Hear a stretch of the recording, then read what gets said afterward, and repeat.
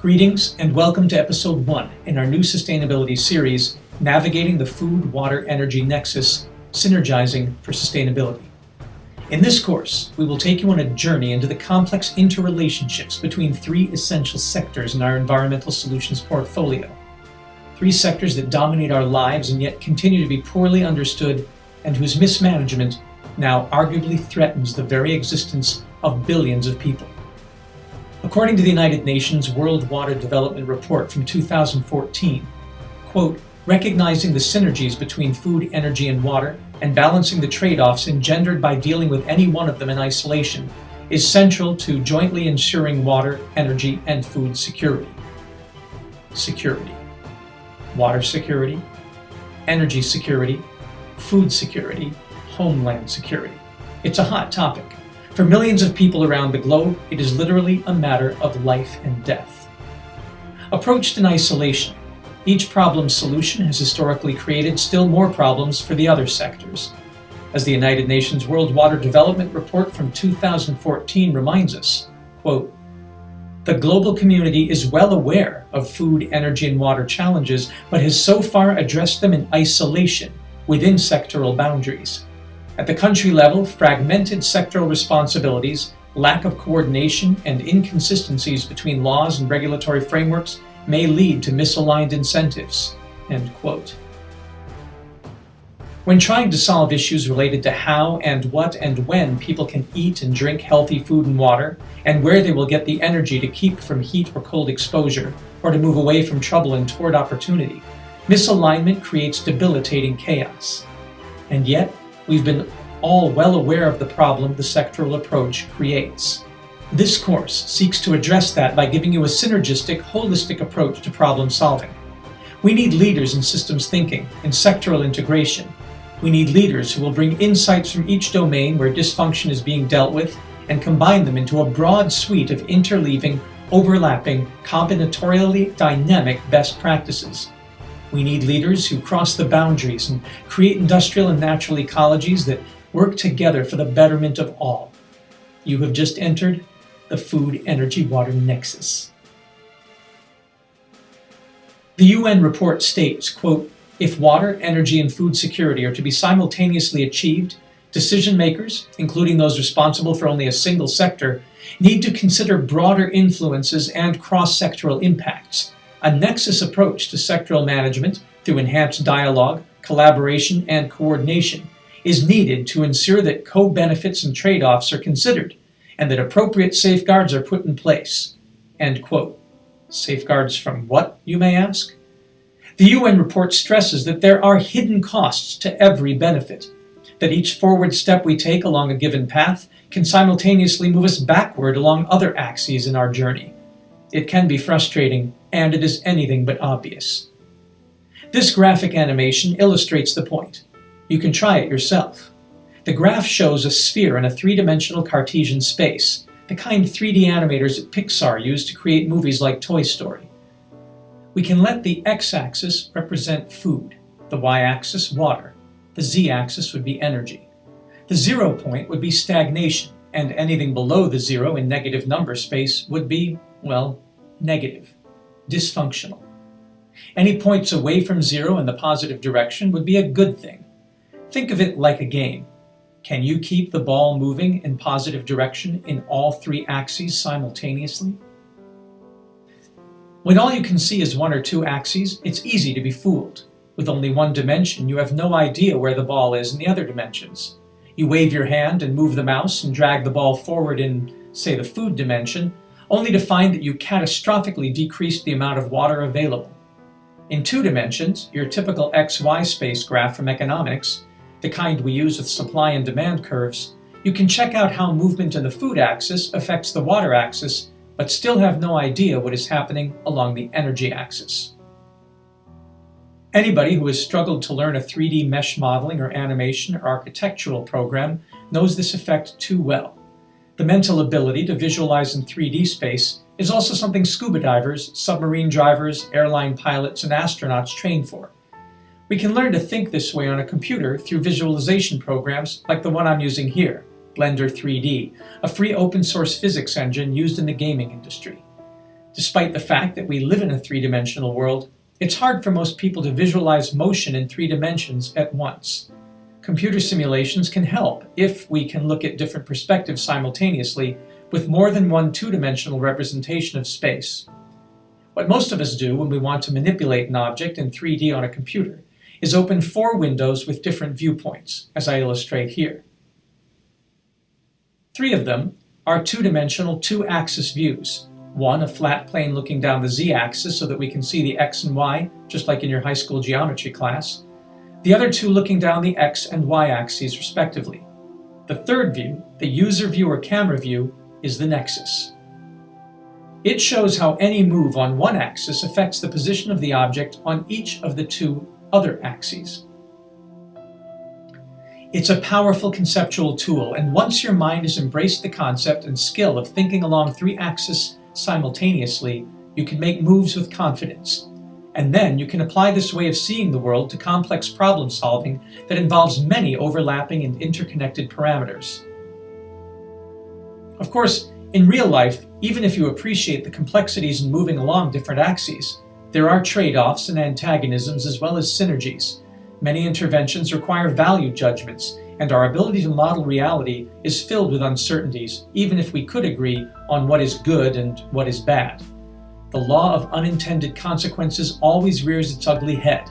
Murphy's Law, stating that whatever can go wrong will go wrong, and at the worst possible moment, usually applies, and nature can behave in a capricious manner at times.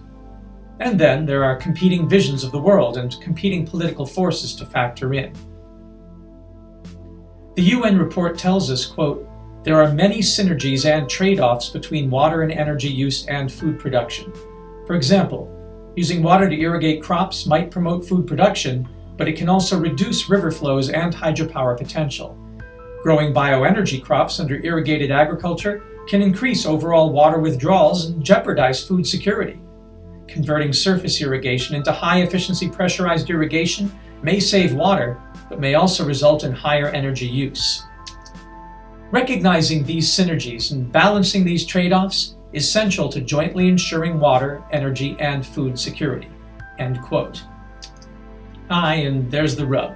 We want to jointly ensure the elements necessary for our survival and well-being are always available, sustainably used, creating health and welfare benefits and justice for all. But it is quite a challenge to figure out how. All we can console ourselves with is the notion that more information is often better than less. Although, economist Daniel Kahneman's work on fast and frugal heuristics, based on ideas from Gigerenzer and Todd's ecological rationality research, calls even that assumption into question. But at least we can say that having a bird's eye view of a landscape, having a fisheye lens to take it all in, having a multi-dimensional perspective is arguably better than being stuck on a single axis, like the square in Edward Abbey's classic math parable Flatland, who has to learn how limited his perspectives and worldview were when suddenly visited by a sphere and taken above his world to see how much more there is to reality.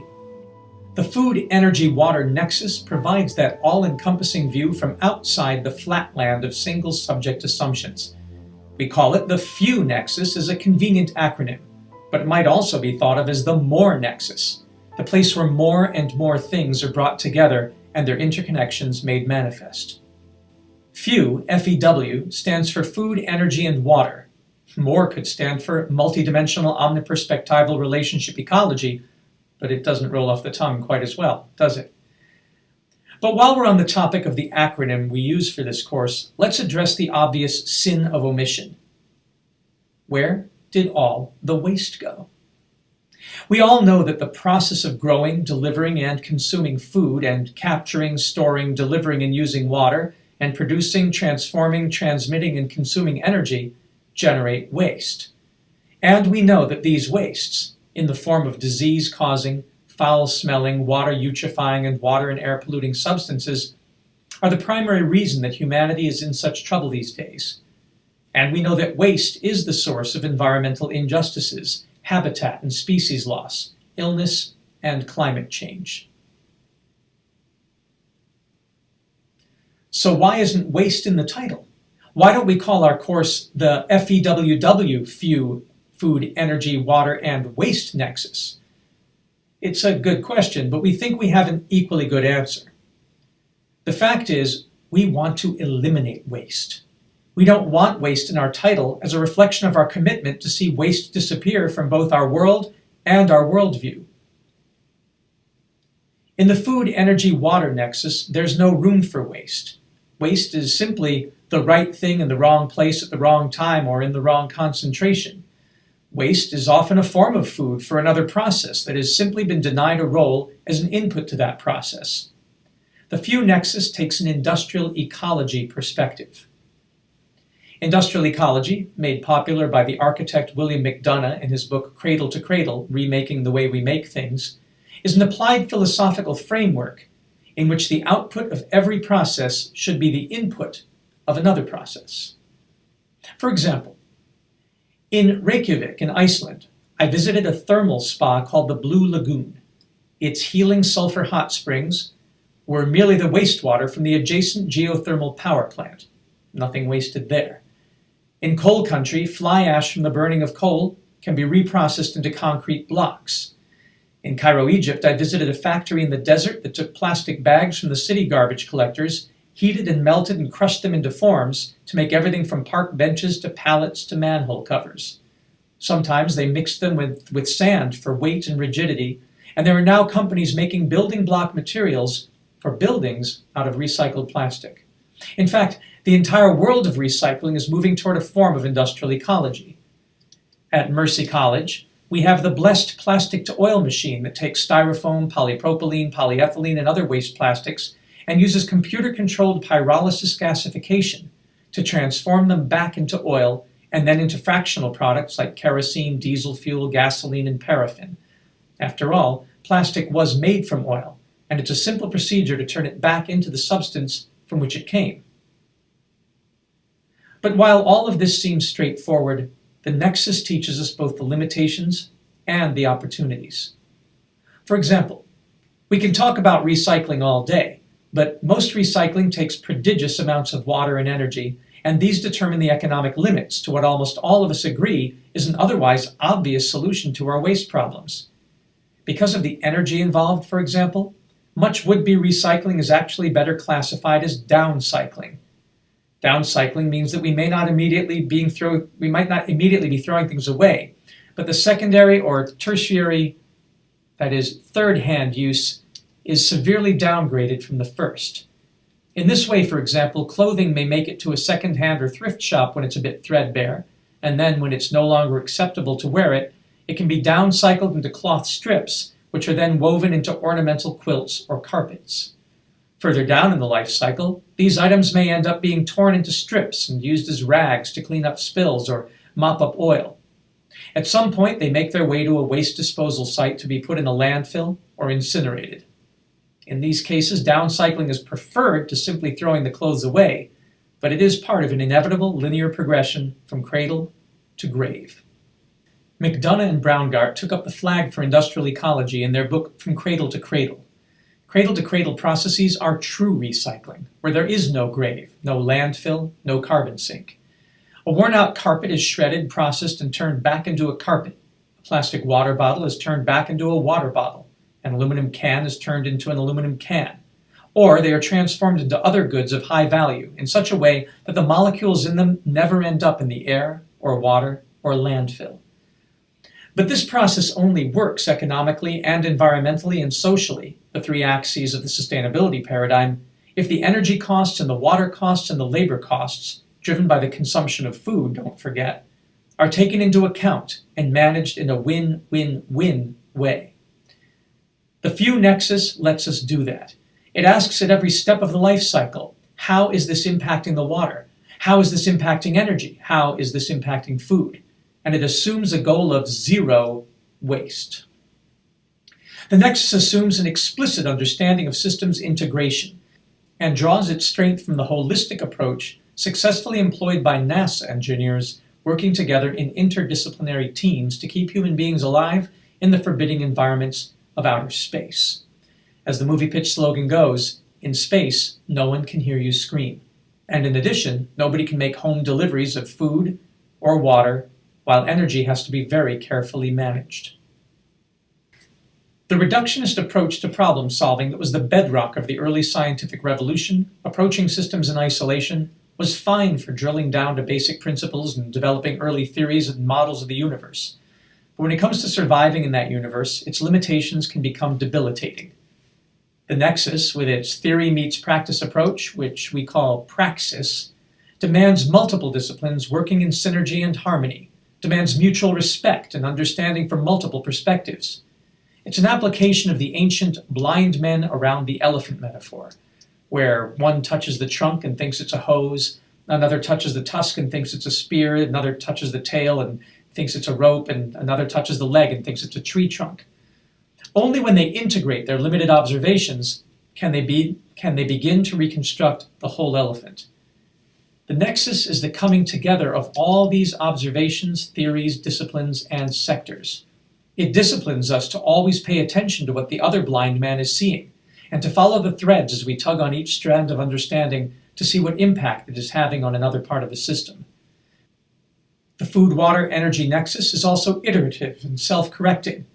In its DNA is a kind of genetic algorithm that says if a gain in parameter A causes a loss in B or C, such that the entire system starts collapsing, correct A for maximum sustainable yield, even if it means bringing A down now in order to help it increase later. Then learn from that experience to make better, finer adjustments in the future. The musician-activist Pete Seeger, famous for his song "This Land is Your Land, This Land is My Land," and for his work on the Clearwater sloop sailing ship studying water pollution issues on the Hudson River, told me the following when I was in his activist club when I was in high school studying sustainability. He said, "You have to think like sailors. When we want to go forward, we don't simply set a course for our target. We're working in a complex environment with many forces: the current, the waves, the tides, the winds, the eddies and swirls and backwash and turbulence, heat and cold. All these things affect the speed and direction of the boat. But when the wind is blowing against us, we don't give up or go where it wants to push us. We learn to tack against the wind and use the energy in that gust or gale to push us in another direction, to nudge us upstream even though it may be blowing downstream. That is how we succeed, by understanding the flows of energy and water and harnessing them to a positive goal." This had a lot of influence on me as a kid because it too is an endorsement of the Nexus concept and helps us operate in multidimensional space. The Nexus can be very subtle. Sometimes it's like a mixing board in a recording studio. There's a whole bank of sliders and knobs and buttons for every aspect of food production and transport and consumption and waste, another bank for the myriad parts of the energy mix, yet another for all the things associated with water, from the hydrologic cycle to irrigation and sewer systems. Each affects the other. As a good producer, understanding the Nexus, you begin to feel how a given action will affect the entire mix.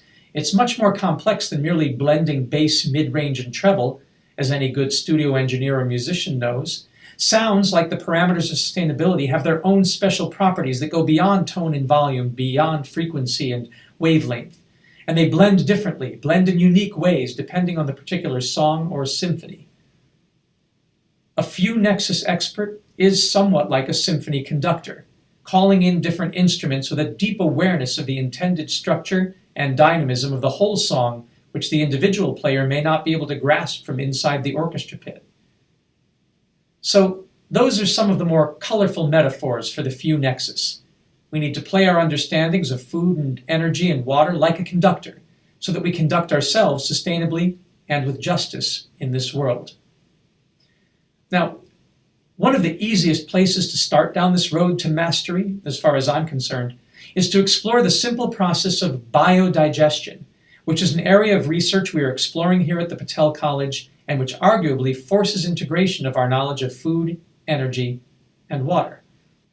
Biodigesters take food waste, whether the food has been discarded uneaten or passed through the body of an animal, and transforms it in an anaerobic tank of water through microbial action into liquid fertilizer for further food production and into useful, clean, renewable energy in the form of biomethane gas.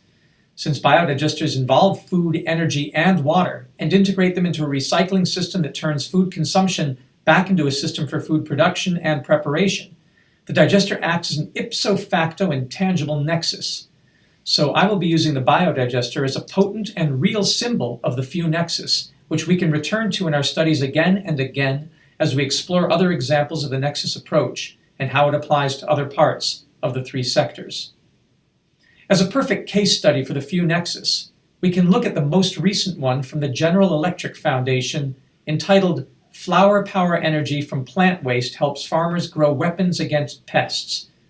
The story here is that Kenyan farmers in the cut flower industry, which is one of the largest agricultural export markets in the world, particularly those who grow roses, are plagued by a spider mite known as Tetranicus urticae. This pest, which causes millions of dollars in damages and is one of the reasons that the flower industry uses so many pesticides, which contaminate water and cause cancers and birth defects and wildlife loss, has a natural enemy, Amblysius californicus, a predatory mite used as a biological control against the red spider mite. Amblysius is also affected by pesticides, so to do sustainable pest management, no pesticides can be used. The predatory mite could make organic growing of flowers with no water contamination possible, but the flower growing region in Kenya is in the highlands where it's cold, and Amblysius needs lots of heat to breed. Once it's an adult, it's pretty hardy and can feed on Tetranicus, but it needs help getting established. The solution funded by General Electric, an energy company, was to use, quote, an anaerobic digester to convert plant matter into biomethane for generating electricity and high-quality natural liquid and solid fertilizers, which help displace synthetic options. The Austrian Jenbecker gas engines they installed also recover waste heat generated by the burning of the biogas. The heat produces a stream of hot water, a valuable commodity in the farm's location some 2,000 feet above sea level, some of which is used to heat greenhouses where the Amblysius predatory mites are incubated, hatched, and grown for release in the flower fields. End quote. And best of all for our purposes, the website for GE actually uses the word nexus to describe what they're doing. Quote, the good bugs will breed inside a nearby greenhouse that will be kept cozy with excess heat from a unique new power plant serving the farm. We are thinking the whole agriculture energy nexus, says Mike Mason, chairman of Tropical Power, the company that built the plant. Gorge Farm's system is the first step in that process, end quote. This explicit mention of the nexus on a corporate website in an interview with a company building power plants shows how deeply the concept is penetrating our society. And this is a very hopeful thing. The isolation of sectors that the UN report was concerned about is increasingly being challenged, and the challenge being met. There's deep awareness now of how systems integrate for maximum efficiency and economic benefit. Mason continues with specifics, saying, quote, this power system brings a new dimension to agriculture because it doesn't just produce food, it also produces electricity, heat, fertilizer, compost, and indirectly pest control for the crops growing in the field. All of these benefits are coming off the land in a closed loop, end quote. Closing the loop is industrial ecology in a nutshell. And nexus thinking is the arguably best way to approach industrial ecology and natural ecology and human ecology. The best way to eliminate waste and tackle the challenges of providing security in food, energy, and water. So, as they say in the Marines, we invite you to be part of the few and the proud. You students at the Patel College of Global Solutions studying and applying the few nexus. We hope you will carry this knowledge out into the world so that the few will become the many, and the world will shift its economy from one based on scarcity to one based on plenty. The few nexus can help us do this. And soldier, we're counting on you.